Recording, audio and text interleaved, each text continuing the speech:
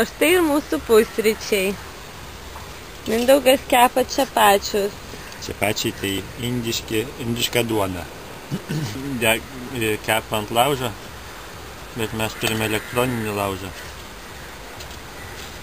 Ir jau kepam kokią valandą jūs. Ir čia va taip atrodo. Turim jų labai daug, pasitepsim su sviestu. Ir darysim indiškai lietuvišką marmalą su gy. Čia yra gy.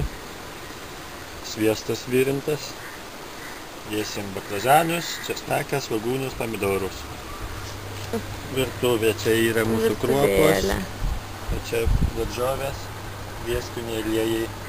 Taip, nusipirkom daug vandens. Čia mano drabužių spinta. O čia mūsų princesės lova, kuri saugo nuo žiurkės. Pirminis Denmarko čėlas, Tuborg pirmus.